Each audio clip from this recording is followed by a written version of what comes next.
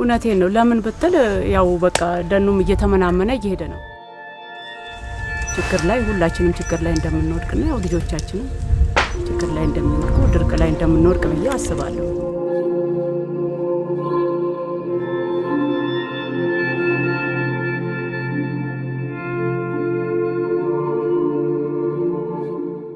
Ethiopia currently has the fastest growing economy in the world, largely driven by agriculture. More than 80% of the population work in this sector.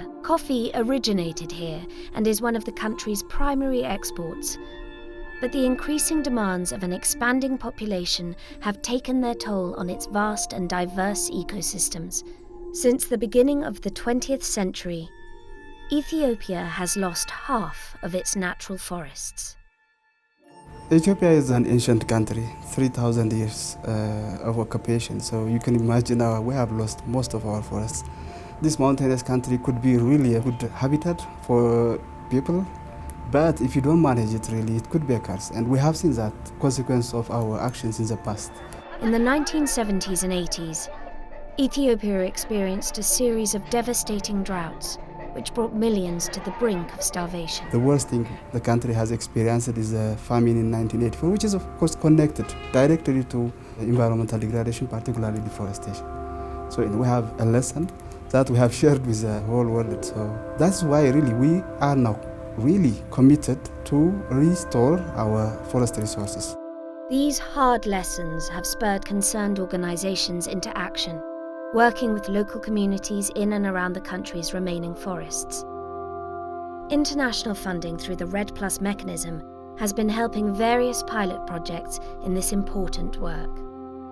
Farm Africa is an NGO implementing a REDD+ project in Ethiopia. Bale ecoregion is a unique ecosystem. It's the second largest forest resource we have. It's globally important because of the carbon reserve it holds, and that's why we mainly focus doing a lot of projects in that ecoregion. Farm Africa have a number of project sites around Bale, engaging with communities and encouraging them to develop, produce and harvest forest products in a sustainable and non-destructive way. Forests don't just store carbon, they can provide a range of benefits for those who know where to look. Man-made hives are placed in trees along the edge of the tree line. Local villagers regularly make the long climb up to harvest honey. Coffee grows wild in the forests of Dolomena. Tahir Salah has been cultivating these plants for the past 25 years. But recently things have changed. Maaliif akka zaman duraa naga dhaabban hundaabatiin dura miidhaan ima jira. Haala kana fakkaatee bunaa fi bosona akkasuma qabannee keessatti itti fayyadamna. Yaa'u aramaa isaa keessaa muki hin manca'u. Walitti keessatti muka firee 30 biqiluu qaba. San keessa kunuunsa kaan jala shafata jedhan malee bosona wani miidhaa waliif hin jiru. Waan miidhaan irra geessu illee hin jiru. Waan buna irra miidhaa geessu hin qabu bosona.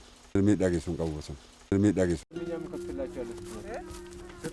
Mulumabet Nebse is part of an all-female cooperative based in Goba, founded with the help of Farm Africa.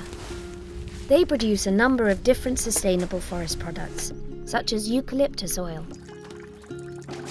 ያው ከየመንደሩ እንትን ሲባል ለቅመን ነው የምናመጣው ስናስመዝን 100 እንሰራለን 80ም እናገኛለን እና እንደዛውም ደግሞ ያው ልጆቻችንን እናስተምርበታለን ማሽን ላይ ያው መጥቼ ጧት ይሄንን አቀጣጥላለሁኝ እሰራለሁ የማሽኑን ፕሮሰስ በሙሉ ሰርቼ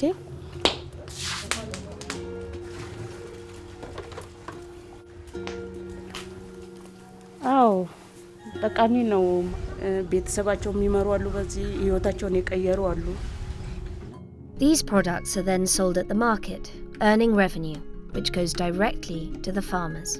What we observed, like since we started intervening in that area, the community has developed what we call sense of ownership, because in the past they were really assuming as if it is somebody's property, not really kind of resource that belongs to them.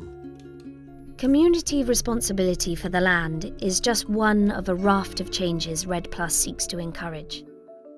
Forest protection is about much more than carbon stocks. It's about helping communities find alternative livelihoods and practices to those that made them cut down primary forests. Practices like sustainable fuel wood, forest products like shade coffee and honey. What sets Ethiopia apart is the degree to which the government has driven these processes.